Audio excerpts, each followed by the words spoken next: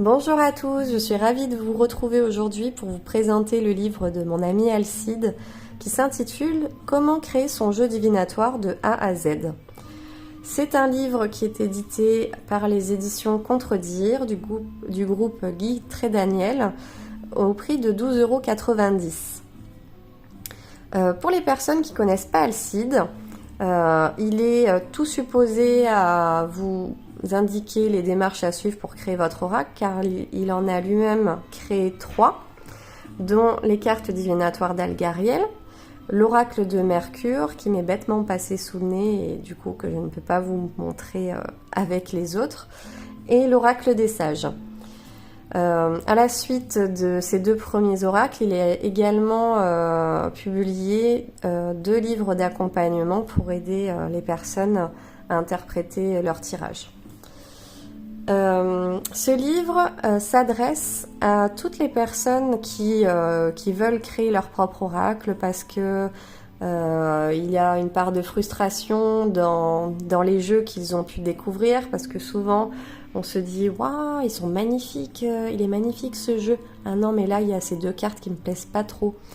Ou alors vous vous posez des questions sur un domaine bien particulier et vous trouvez aucun jeu qui ne puisse répondre à votre questionnement. Eh bien, si vous voulez faire le jeu parfait à vos yeux, eh bien, il n'y a plus qu'à créer le vôtre. Et pour cela, Alcide va vraiment vous guider du début à la fin. Donc, allons regarder un petit peu. Donc, je vous passe le sommaire pour découvrir petit à petit comment est constitué son livre. Donc, Alcide va vous parler des bases. Très important, parce que vous pouvez très bien, comme on voit sur Etsy, on voit beaucoup de personnes qui ont créé leur propre Lenormand. Donc là, il va vous parler des anciens, des jeux les plus connus en fait, ainsi que leur constitution. Donc vous avez le tarot de Marseille, le Rider-Waite, le Lenormand, la cartomancie, les oracles. Vous avez d'autres types de cartes aussi, dont il fait mention. Et vous avez également les runes et la lithomancie. Alors vous voyez, pour les personnes qui ne sont pas douées en dessin, vous pouvez tout bonnement aller chercher des galets ou aller chercher des marrons et tracer vos petites runes dessus. Ou si vous n'aimez pas la mythologie nordique, vous pouvez créer vos propres symboles, faire quelque chose qui fait sens pour vous. Vous avez le tableau des correspondances des arcanes, entre le tarot et la cartomancie par exemple. Donc c'est super pratique. Vous avez, et alors là, voilà. À partir de là, je vais vous montrer plusieurs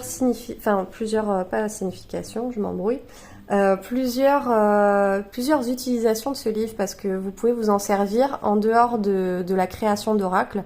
Par exemple, si vous savez pratiquer le tarot, mais que vous avez envie de changer, vous avez envie de vous mettre à la cartomancie, eh ben vous pouvez sortir ce livre qui va vous aider à faire vos débuts, car Alcide a mis tous les mots-clés en fait des significations des cartes.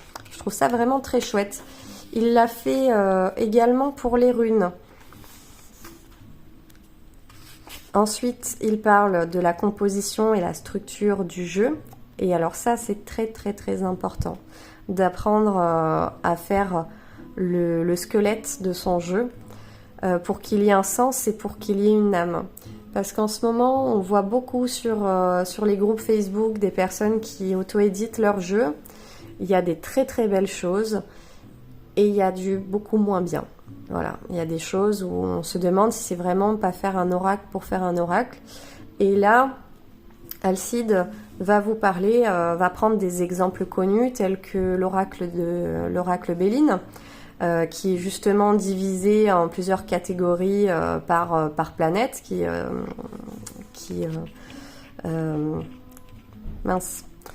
justement s'inspire de l'astrologie. Vous avez l'oracle G, les cartes divinatoires d'Algariel. Donc Alcide vous parle justement que lui-même s'est inspiré du jeu de loi. L'oracle de Mercure, l'oracle des sages, etc. Ce que j'aime aussi dans les jeux d'Alcide, et dans l'oracle G par exemple, et même l'oracle de Béline, c'est que ce sont des jeux qui s'inspirent de la symbolique.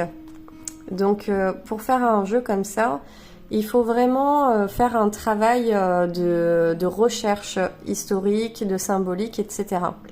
Et ce sont des jeux qui pour moi ont le plus de sens. Après, vous avez donc un tableau qui va vous permettre de trouver un équilibre entre vos cartes positives, négatives et neutres. Ça, c'est très très important. Ensuite, Alcide vous donne des idées de thèmes pour votre jeu. Donc, vous avez les mythologies, les divinités gréco-romaines, les divinités gréco-égyptiennes majeures.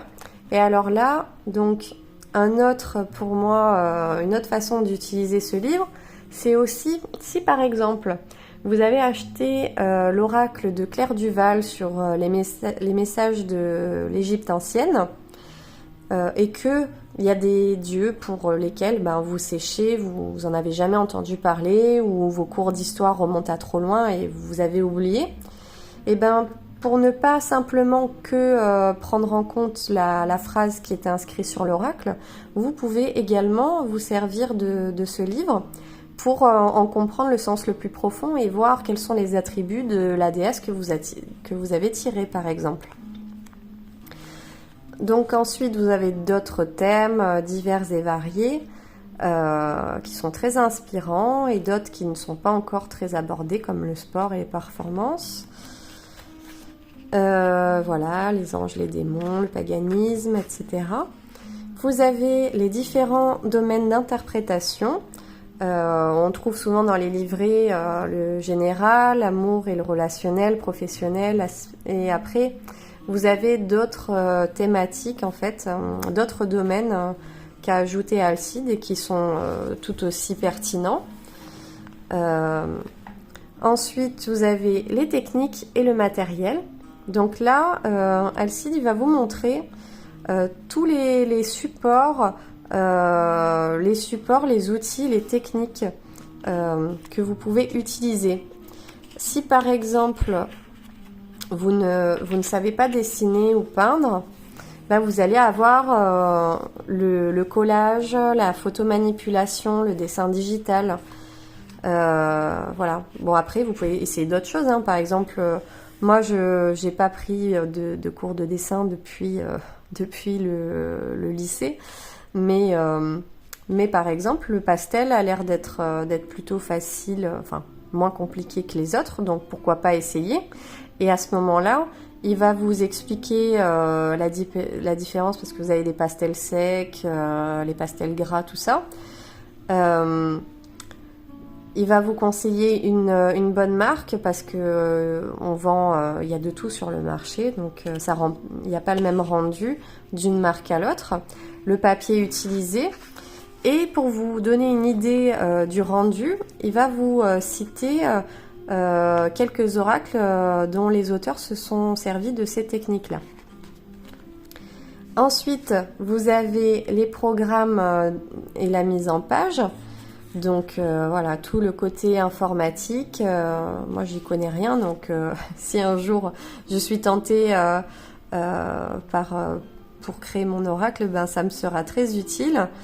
Les retouches, le montage, donc il vous parle justement des logiciels qui sont bien, ceux qui sont payants, gratuits, etc.